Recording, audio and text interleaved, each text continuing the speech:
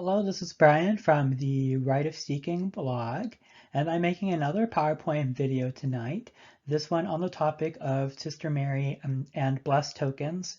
If you saw the recent FFG live stream, or if you read the article that was posted recently about the Innsmouth Conspiracy, you will of course know that Sister Mary is the guardian from the Innsmouth Conspiracy. She is Guardian 5, Mystic 2, a bit of a non-traditional guardian. Oh, that's fun. So Sister Mary, of course, interacts with one of the new mechanics for the Innsmouth Conspiracy, which involves blessed tokens and cursed tokens, where those tokens get added into the bag. We'll talk a little bit about what the blessed tokens do on the next slide, and we'll save discussion on cursed for perhaps another time. But I just wanted to focus right now on Sister Mary and Blessed because I wanted to perhaps provide a bit of a clearer picture for exactly how good this ability is. So Sister Mary's ability, of course, on the screen there. During setup, you add 2 Blessed tokens to the Chaos bag. That symbol there that looks like a little cross, that's the Blessed symbol. And when the round ends, you add another Blessed token to the Chaos bag. Now, side note, you can see that's optional. You might not want to do that for a round, but you can. You can just keep adding more Blessed tokens to the Chaos bag. So now I'm going to do some very rough, very simple math to show you how powerful you can expect this effect to be. So let's continue. All right, so what I have laid out here is all of the tokens from the Dunwich Legacy standard difficulty bag. And this is going to be our example because to me, the Dunwich Legacy is pretty much a very standard basic campaign. So this is what you can expect Sister Mary's ability to do in a really basic standard difficulty situation. This is loading into scenario 1, turn 1, action 1. You just completed Sister Mary's setup ability. This is what the Chaos bag looks like. So let's say now that as Sister Mary, on the first turn of the game, you are going to do an ability, or you're going to do a task rather, where you are 0 up on the task. Like, let's say that is a 4 against a 4 on this hypothetical test. How likely are you to succeed?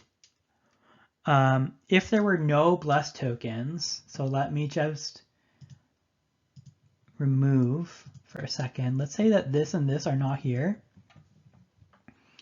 Of course, when you're up by 0, you succeed on this, you succeed by this, you succeed on this, and you would succeed on this. You don't succeed on anything else. And on this basic example, I'm using skulls and cultists as -1. Of course, on different scenarios, they are different. But generally, they're going to be below 0. So if you were up by 0, you wouldn't pass on a skull or a cultist. So I wouldn't worry too much about those.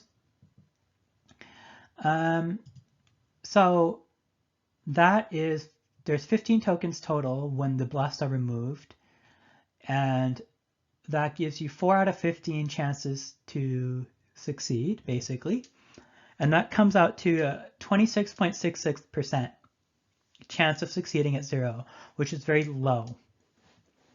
Now let's look at what happens with the blessed tokens. So when you use a blessed token, when you draw it, you get +2 skill value, and then you have to draw another token. Now, because you have to draw another token, you aren't necessarily guaranteed to succeed, because you could draw this blessed token, and then when you draw your extra token at the end, you could just draw, the red doesn't show up, you could just draw this auto fail, and you could lose. You could also, when you're up by 0, you could also draw this -4, and you could lose that way too. Same with the -3. So there's actually still a few opportunities for you to fail, even if you drew the blessed, when you are up by 0. So it does improve your odds though, because it does, when you go up by the 2 from the blessed, you do now pass on this. You do now pass if you draw all of these, and you do now pass if you draw all of these. So that's quite a few extra tokens that you can now pass on. So it does improve your odds. However, you are not guaranteed to pass just because you drew the blessed. That's in contrast to how you are guaranteed to pass if you drew the 4 from before. So you're still guaranteed to pass from these, likely to pass, but not guaranteed to pass. Now, doing the math on this is very complicated. I'm going to make the math extremely simple for us. I'm going to say that you do pass when you draw blessed, even though we know that's not true. I'm going to say you are guaranteed to pass on a blessed. That means that there are 6 tokens that you will pass on, in theory. And there are 17 tokens total. So that's 6 out of 17. 35.29% is the new percentage. So about 9% more than what it was before. Now, what you have to take into consideration is that it isn't actually that number. It is less than that, but not too much less than that, because you are highly likely to pass on the +2 blessed. But still 35.29%, assuming you pass on blessed every time, that's not amazing. That's below 50% still. We're going to look at our next example now to see what happens when you're at 10 blessed, which is the maximum number of blessed tokens. Next slide. Okay, so what I have here now is the same chaos bag, but this time with 10 blessed tokens, which again is the maximum number of blessed tokens. So we're going to see how the odds shake out this time. We are still saying that you're up by 0. So for example, again, your skill value is 4 and you're testing against a difficulty of 4. You continue to pass on what you would pass on before, so the 4 tokens, the +1, the zeros, and the elder sign. And we're going to say, even though we know it's not true, we're going to say that for sure you always pass when you draw a blessed. Just again, so that we can get the maximum percentage to show what the upper threshold would be, knowing that the actual percentage is less than that, because we know you don't actually succeed every time you draw a blessed. So with that, in that case, you will succeed on 14 tokens, because you would succeed on the 4 tokens you would have drawn before and the 10 blessed tokens that we hypothetically always succeed on. That's 14 out of 25 tokens that you succeed on, which is 56% upper threshold passing percentage. And we know that in fact it is below 56%. So now we are getting into the realm of it being better than a coin flip to test this, but still not amazing. Like, you probably don't want to stake too much on a test that you know is going to be worse than 56%. And this is with 10 blessed in the bag. Another note, you might be thinking about, well, what if you chain blessed into each other? So what if I draw one blessed and I draw another blessed and I draw another blessed? It doesn't really matter in this case. It could matter for other things, but for this it doesn't. And the reason why is because we're saying that any success is a success. It doesn't matter how much you succeed by. So drawing multiple blesseds will just increase how much you succeed by. But again, a success is a success, so I'm not considering how much you succeed by as relevant. So still, the total is going to be below 56%. All right. Next slide, I'm going to talk about what happens if you are just up by 2. So on this side, I have all of the blessed tokens removed. This is what the chaos bag looks like normally. Let's say that you are up by 2, i.e. you are testing a skill value of 4 against a difficulty of 2. You pass on all the ones that you would have passed on before. And additionally, you will pass on these, you will pass on these, you will pass on these, and there's only 3 tokens of the 15 that you don't pass on. So with no blast tokens and being up by 2, your chance of success is 80%. So that is better than being up by 0 with max 10 blast tokens in the bag. It's better by a lot because we know that max 10 blast tokens up by 0, you're not even breaking 56% chance of success. Whereas this way, we know for sure it's 80%. Now what happens when we start throwing blessed tokens in here? Next slide. This is the same, again, bag. This is the same screen from before with the 25 tokens, but this time we're going to think about it where we're up by 2.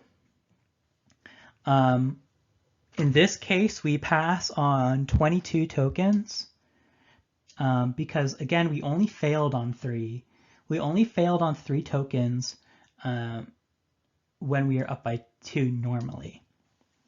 And again, we're saying that we pass on every bless no matter what, even though we know that is not true. So in this case, our percent to pass is 22 divided by 25, which comes out to be 88%. So it's a good percentage, but it's not wildly better like it was before. Because before you were seeing how it went from 26.66% all the way up to sub 56%. But here it's only going up by like 8% max. So not a huge difference. And in fact, you were probably fine anyway with the 80%. So some seriously diminishing returns when you were already passing on the majority of the bag anyway. So next slide. Final results. I have the percentages here. I included up by 2 with 2 blessed tokens just to, because I did it with 0, so I wanted to do it with up by 2 as well. And you can see the difference. Like, it's a significant difference. Being up by 2 is just more important always than having blessed tokens. Now, having blessed tokens does make a significant difference. Like you can see, it makes a significant difference when you were not likely to pass.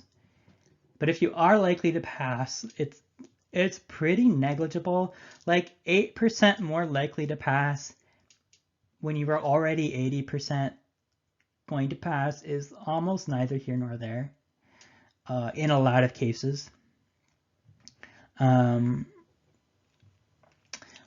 I know that some people are not impressed with me saying that, but I mean, really, it's true.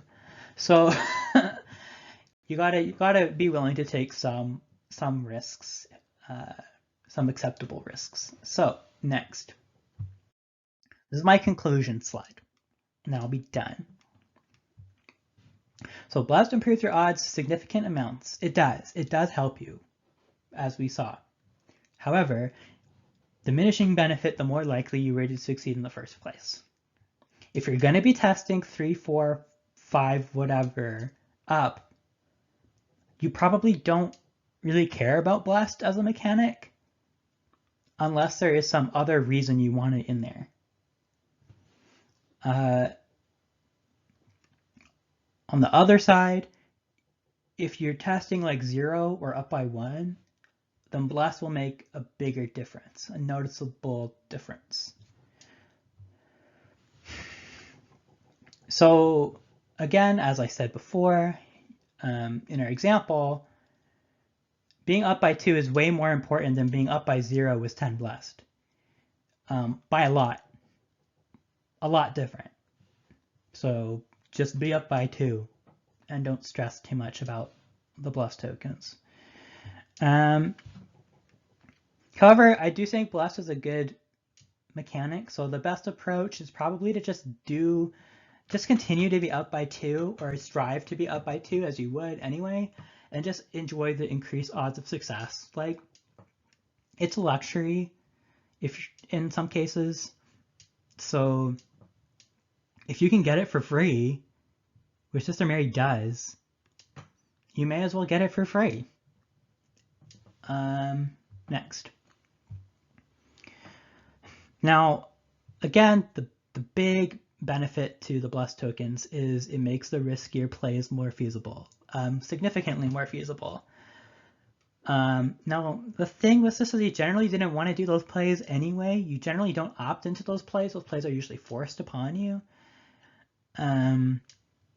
However, if you're going to be going for blessed, you might want to lean into that a little bit more because your odds do improve significantly the more blessed you have.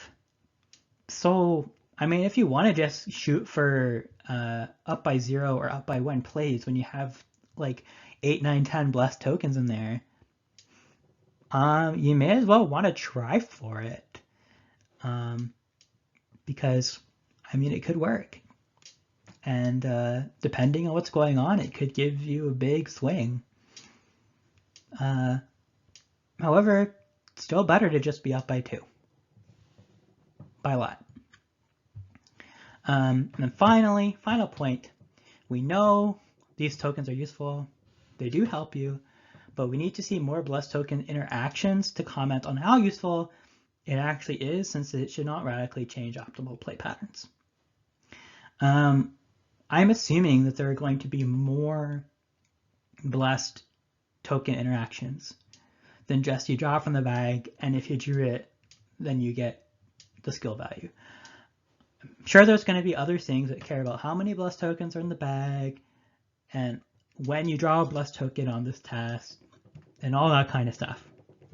However, for now, we do not know what those effects are going to be, so we cannot comment further on how useful this is beyond improving probability. As it stands, I mean, it does help, but I mean, if you're going to be up by 2 anyway, you don't really need blessed. And that is my PowerPoint presentation. I hope that you enjoyed it. And yeah, thanks everybody, and I hope to do more videos. Bye-bye.